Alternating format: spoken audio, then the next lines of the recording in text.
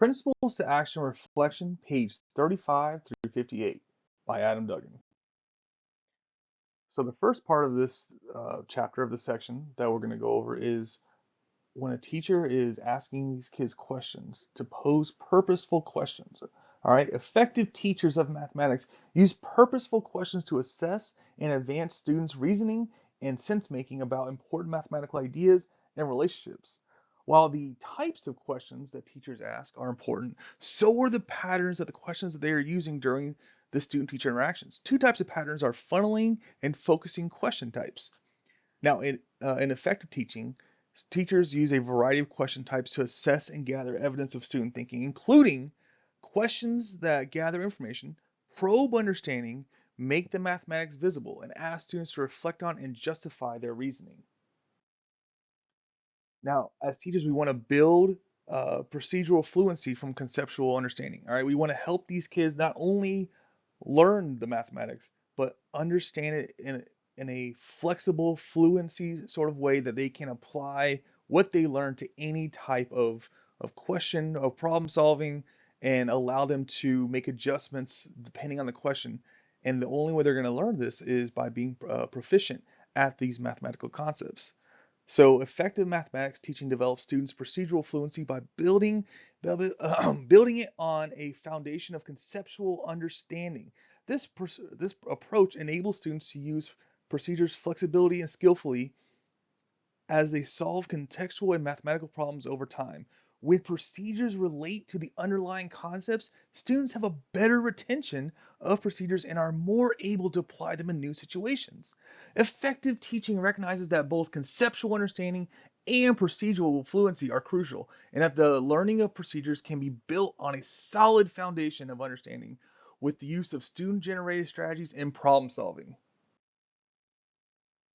Now, while we're helping them build and not only understand the mathematical concepts, but learning to use them in a flexible sort of way, we need to also be supportive of the fact that these kids are going to be struggling to get some of these concepts. And it needs to be factored into our lesson planning, and we need to use the struggle not as a way to jump in and rescue these kids and just give them the answer, but instead allow them to use the struggle to understand the concept of the math better, and to using that struggle to become more flexible and more proficient in that mathematical concept. So effective mathematics effective mathematics teaching consistently offers students both individual and collective opportunities and support to engage in productive struggle while grappling with mathematical ideas and relationships. When planning lessons, teachers should consider the potential struggles and misconceptions that students may encounter. By anticipating these issues, teachers can plan different ways to support students productively without depriving them of the opportunities to develop a deeper understanding of mathematics. All right, a student is going to appreciate and learn a concept better if they have a struggle on a math problem and they overcome it themselves versus us teachers or someone else jumping in and just giving them the answer. It's more of like they earned the ability to understand this math problem versus just giving it to them. So effective mathematics teaching recognizes student struggles as valuable opportunities to deepen their understanding of mathematics. Though effort and perseverance in reasoning, sense making, and problem solving, students come to realize that they are capable of doing well in mathematics. It gives them that confidence. Not only do they feel stronger and better about themselves that they were able to have a struggle in mathematics and overcome it, but they can have the confidence for the next step of struggle of math concepts and the struggle that comes with it, and know that, hey, I just conquered the last step, I can conquer this next step as well.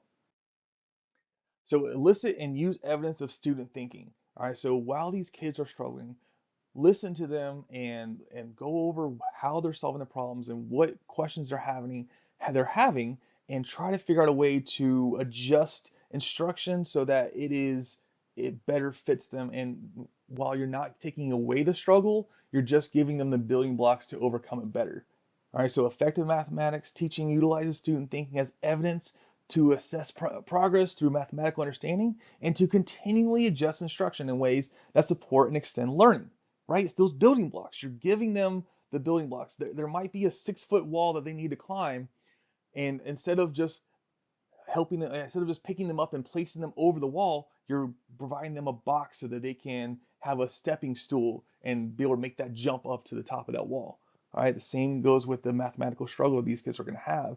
But if you come across a kid who's able to scale that wall, metaphorically speaking, without any help, great. But if there are kids who do have some struggle and they're constantly hitting that wall and not able to reach the top, help them by providing that stepping stool.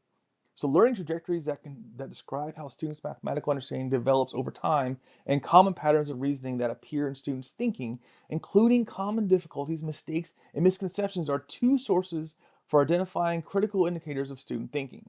Effective teaching involves identifying the mathematical students' comments and actions, assessing their current understanding, considering the intended learning goals and progression, and providing the best response and support to students based on the current understandings. So we will relate this directly to the mathematical learning and the students.